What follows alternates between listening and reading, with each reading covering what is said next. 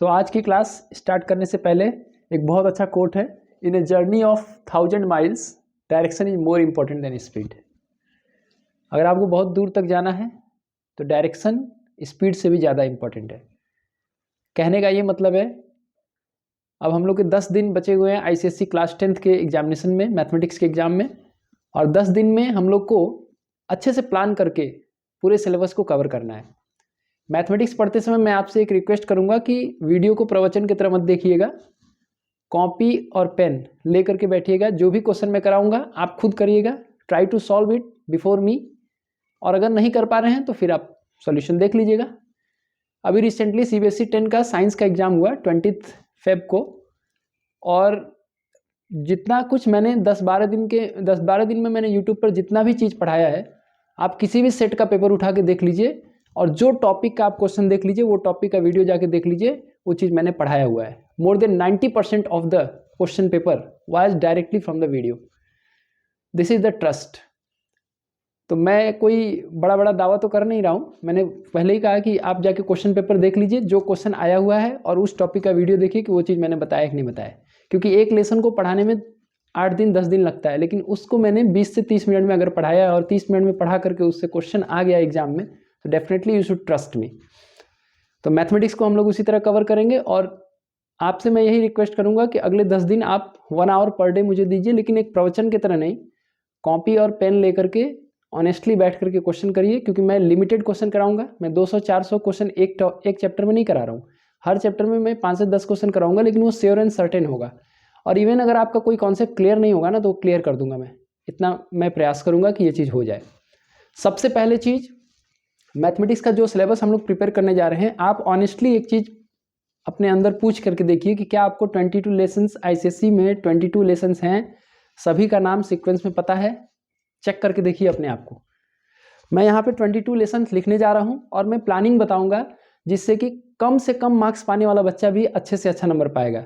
मैं ये तो नहीं कहता हूँ कि हर बच्चा 100 आउट ऑफ 100 मार्क्स पाएगा, लेकिन मैं चाहता हूँ कि आप अभी तक जितना भी एग्ज़ाम दिए हैं उसमें सबसे ज़्यादा नंबर इस बार के एग्ज़ाम में आप पाइए। आपने प्री बोर्ड में कितना पाया, आपने हाफ ईयरली में कितना पाया, आपने जो भी नंबर पाया हो उससे एक नंबर ही सही, लेकिन उससे एक नंबर ही सही बोर्ड एग्जाम में आप पाकर दिखाइए। अब किसी ने 100 पाया होगा तो भाई 100 से तो ज़्यादा नहीं मिलेगा, लेकिन हाँ, अगर तुमने 80 पाया तो बोर्ड एग्जाम में तुम 90 पाओ, 90 पाया तो 95 पाओ, 60 पाया तो 70 पाओ। एटलीस्ट तुम सर उठा करके कह सकते हो कि मैंने प्रोग्रेस किया। और ये वीडियो बनाने का मेरा उद्देश्य भी यही है कि हर बच्चा जो है प्रोग्रेसिव थॉट के साथ जिए। क्योंकि सीबीएसई 10 में अभी एग्ज़ाम हुआ, बहुत सारे बच्चों ने मुझे मैसेज किया और थैंक्स बोला कि सर बहुत अच्छा गया। और मुझे बहुत अच्छा लगा कि देखो, 15 साल के बच्चे का उम्र ये नहीं होता है कि वो स्ट्रेस लेके पढ़ाई करे। अगर क्लास 10th के सिलेबस को हम लोग इतना बड़ा बना देंगे, इतना डरना शुरू कर देंगे क्लास 10th के सिलेबस से, तो भाई आगे की पढ़ाई कैसे होगी। तो क्लास 10th के सिलेबस को बिल्कुल स्ट्रेस मत लो। स्ट्रेस तभी होता है जब हम लोग छोटी छोटी गलतियाँ करते हैं। उन गलतियों को छोड़ करके हम लोग एक प्लानिंग के तहत 10 दिन एक बढ़िया से प्लान बना करके हम लोग क्वेश्चंस को करेंगे। 2-2 क्वेश्चन, 4-4 क्वेश्चन पर डे करिए, बहुत अच्छा हो जाएगा। और मैं प्रयास करूंगा कि हर बच्चा जो है अच्छे से अच्छे स्कोर के साथ एग्जाम को क्रैक करे। तो चलिए, सबसे पहले मैं सिलेबस का ओवरव्यू दे देता हूं कि कैसे हम लोग को प्लान करना है जिससे कि हम अच्छे से अच्छे मार्क्स स्कोर करेंगे। तो जो हमारी सिलेबस है उसमें जो 22 लेसन्स हैं, उसमें सबसे पहला पार्ट है कॉमर्शियल मैथमेटिक्स, और इसमें 3 चैप्टर आते हैं। पहला जीएसटी, दूसरा बैंकिंग, तीसरा शेयर्स एंड डिविडेंड। देखो, बुक्स में सबको पता है कि ये लेसन दिया हुआ है, लेकिन तुम्हें याद है कि नहीं, थोड़ा चेक कर लेना अपने आप को। दूसरा पार्ट है अलजेब्रा, इसमें टोटल 6 लेसन है। कौन कौन? Linear in equation, quadratic equation, factorisation, ratio and proportion, matrices, AP and GP.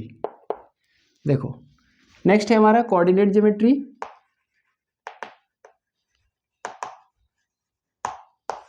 इसमें 3 चैप्टर है। सबसे पहला रिफ्लेक्शन, दूसरा है सेक्शन फॉर्मूला,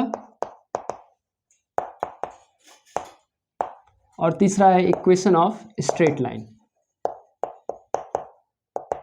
इसके बाद आता है ज्योमेट्री, इसमें 4 चैप्टर है।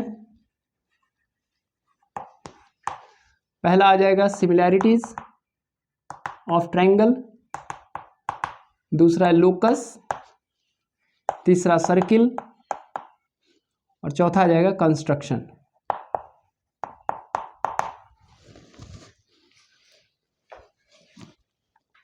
इसके बाद आ जाएगा मेंसुरेशन, जिसमें एक ही चैप्टर है। इसके बाद ट्रिग्नोमेट्री, ट्रिग्नोमेट्री में 3 चैप्टर है। पहले में आइडेंटिटीज है, दूसरे में टेबल्स का यूज करके हम लोग को क्वेश्चन सॉल्व करना है, और तीसरा है height and distance.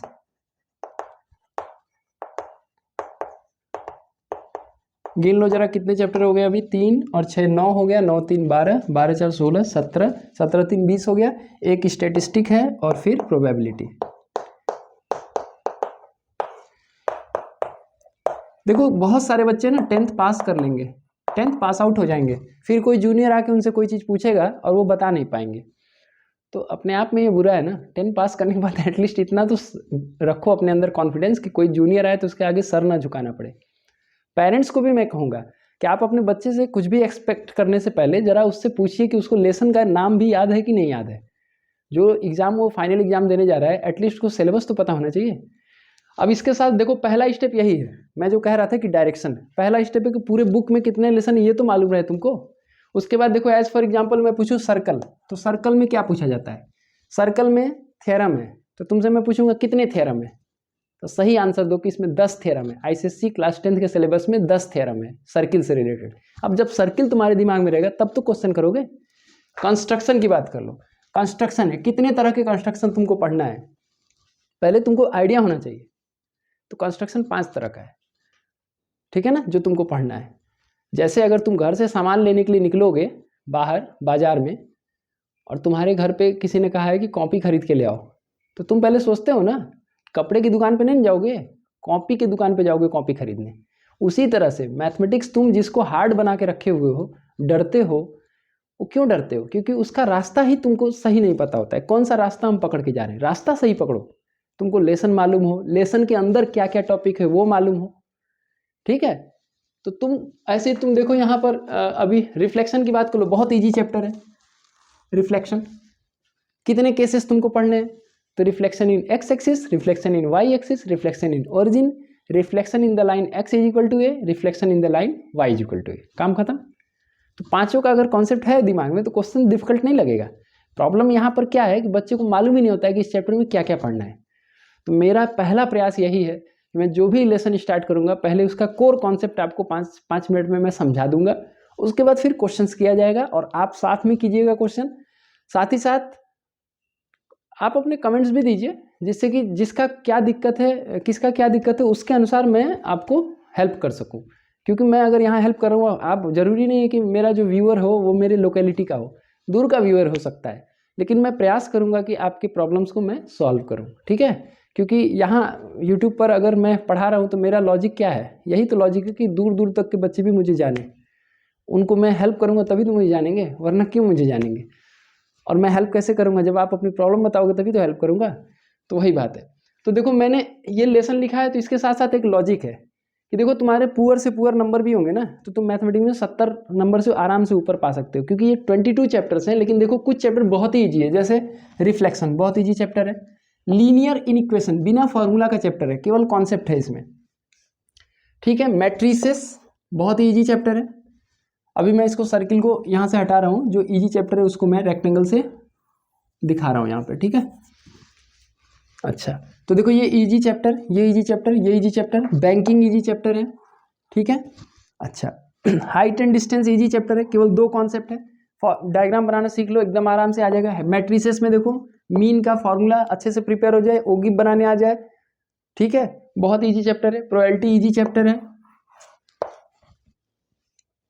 Section formula equation of straight line में जो स्लोप निकालने वाला प्रोसेस है वो बहुत ही ईजी है, ठीक है। फैक्टराइजेशन में देखो 2 थ्योरम पढ़ना है इसमें, एक रिमाइंडर थ्योरम और फैक्टर थ्योरम, आसानी से क्वेश्चन सॉल्व हो जाएगा। रेशियो एंड प्रोपोर्शन में कंपोनेंडो एंड डिविडेंडो से यहाँ से क्वेश्चन आता है, कंपोनेंडो डिविडेंडो हर साल वहाँ से एक क्वेश्चन आएगा ही आएगा, कंफर्म आएगा। मैट्रिसेस का मल्टीप्लिकेशन हर साल आता ही आता है। क्वाड्रेटिक इक्वेशन में देखो, find the value of K for which the given quadratic equation has real and equal roots. ये क्वेश्चन बहुत ही कॉमन क्वेश्चन है, ऑलमोस्ट रिपीट होता है ये, ठीक है। इसके अलावा देखो एपी एंड जीपी में, जीपी थोड़ा हार्ड लग सकता है, एपी एक इजी पोर्शन है, ठीक है। मेंसुरेशन में देखो दो ही पार्ट इंपॉर्टेंट है, एक melting and recasting,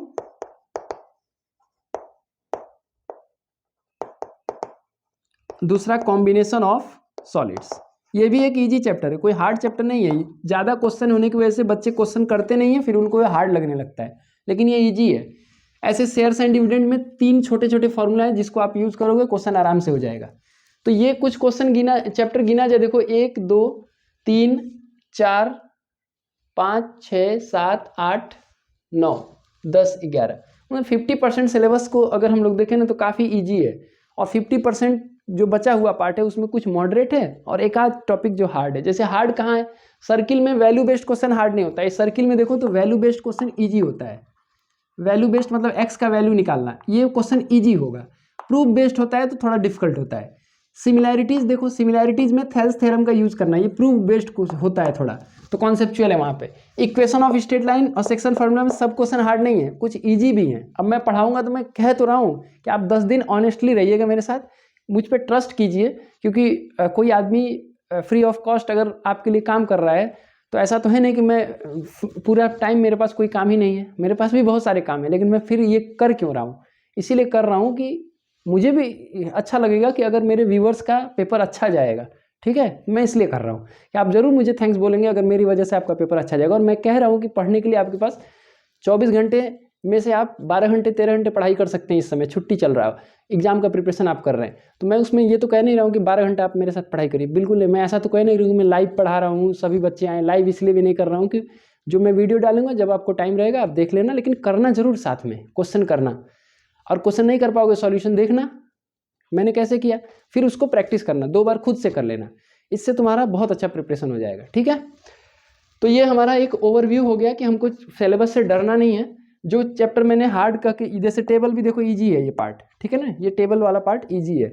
identity practice करा देंगे तो इजी हो जाएगा, ठीक है ना। आइडेंटिटी से रिलेटेड मैंने ट्रिग्नोमेट्री मैथ विनर करके एक मेरा प्लेलिस्ट है, उसमें मैंने बनाया हुआ है, वो मैंने सीबीएसई के पर्पज से बनाया था कि जिनका एग्जाम 10 मार्च को होना है, तो वो भी प्लेलिस्ट में पूरा करूंगा। लेकिन अगर अभी फिलहाल में ट्रिग्नोमेट्री में दिक्कत हो रही होगी तो आइडेंटिटीज वाला वो वीडियो जाके देख लेना।